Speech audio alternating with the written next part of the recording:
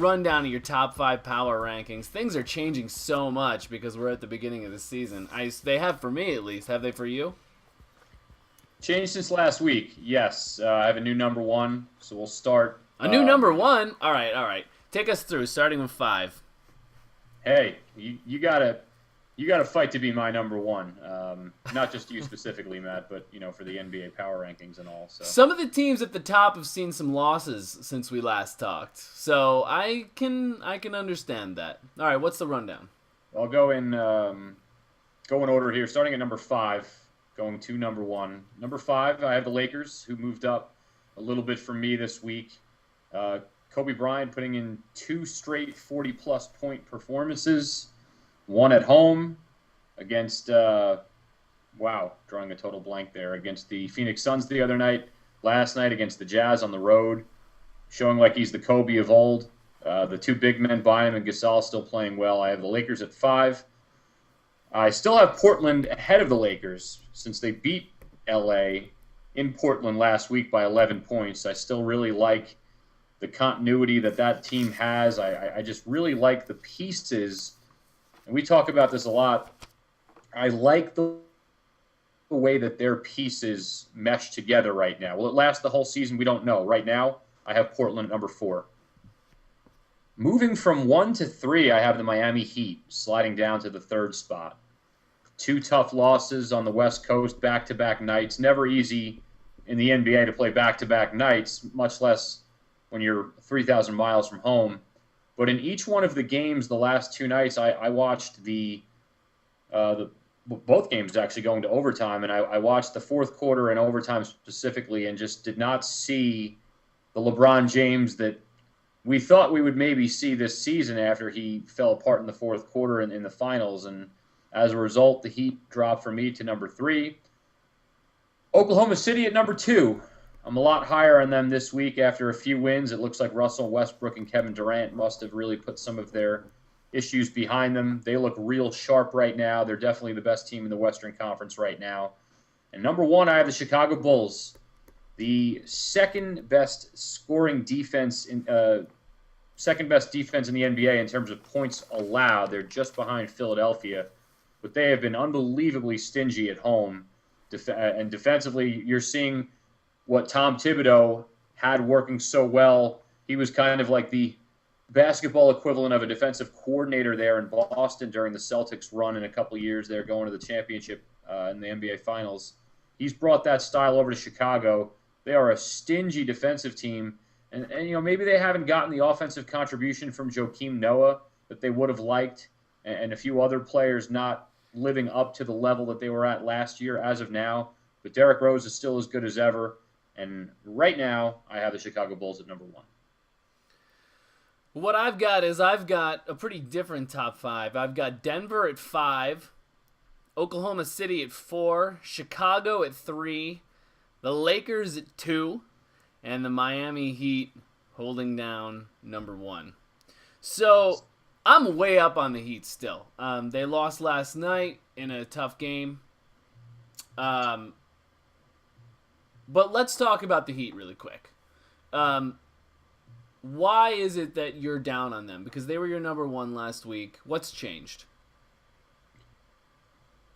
It's just, the NBA is a league that, for the most part, doesn't change from week to week like the NFL does because there's just simply more games, even in a shortened season. But watching them the last 2 nights and seeing them fail in the big moments of the game, those were 2 games where we really early on in the season got to see what kind of mettle do they have, what kind of resolve do they have down the stretch.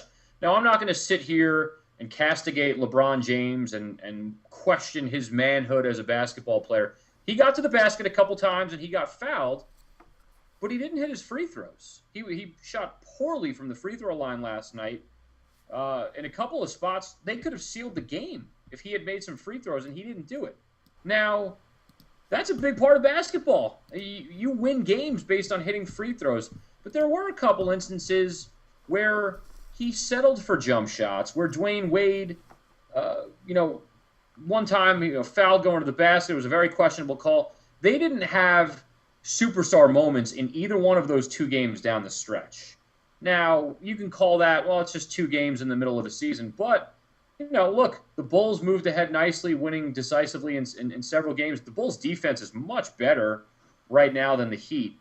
And I just wonder if they go back again into the deep into the playoffs again this season, which LeBron James are we going to see? Are we going to see a guy who is settling for outside shots? Are we going to see Dwayne Wade? Dwayne Wade is a little more inconsistent, I think, than some people feel. We've talked. Still, for me, he's the second best player in the league, and Kobe Bryant's making a real push. But I think, believe it or not, even with all that said, Wade can be inconsistent on some nights. Some nights he's a 35-point guy.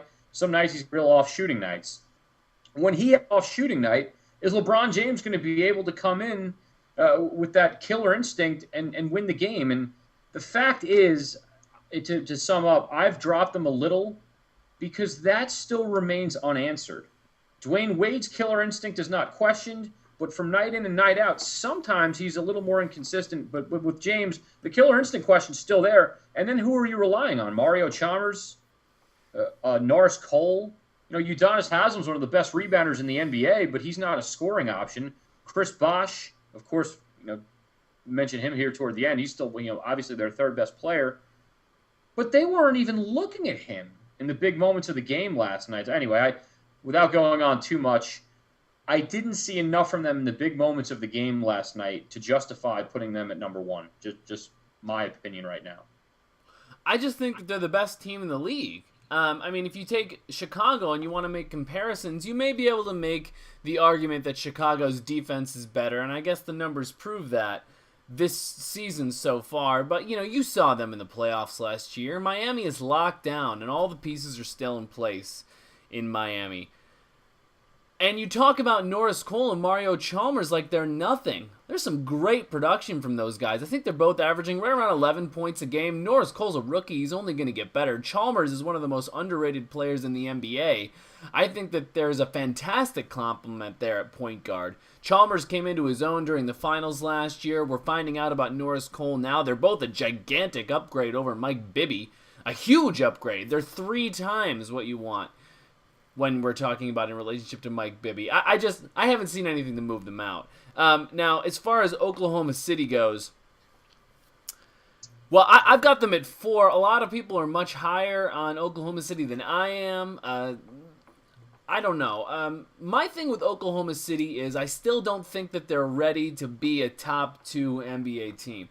And I think that's what we've been thinking, or even top 3. Let's say that. Although I have a little bit of I've got some problems with the Chicago Bulls in general, so I have a hard time with them. But Oklahoma City, I love them. I always root for Oklahoma City. I like seeing the small market chug along. Kevin Durant is like one of the nicest dudes you can and he's one of the best players in the league, obviously. A lot of people talk about him being the best player. I was listening to this conversation on this other podcast where they were talking about Kevin Durant being the best player in the league, and they had this argument about him versus LeBron. I could barely listen to it because LeBron, in my mind, is just such a better player than Kevin Durant, just because of, you have to look at the whole game, not just the scoring, and LeBron brings so much more.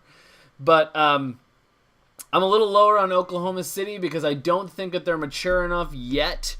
Harden's doing amazing things off the bench, but Sefolosha is still a weak point in the starting lineup at the 2 guard. Russell Westbrook is still taking too many shots, and he's more of a 2 guard than he is a point guard. I haven't seen Russell Westbrook make any improvements this year. He's still amazing.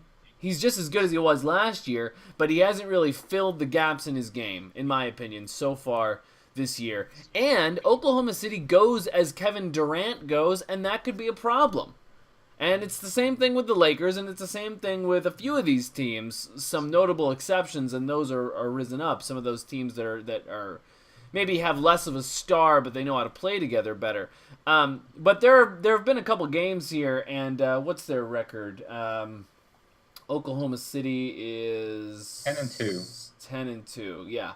There have been a few games where Kevin Durant has gotten off to a slow start, and then and then the whole team has had a hard time doing anything, and he'll finish up with 22 points and a 30% field goal percentage, and they have a rough game. They might find a way to win it. They might lose it. That's not necessarily sustainable.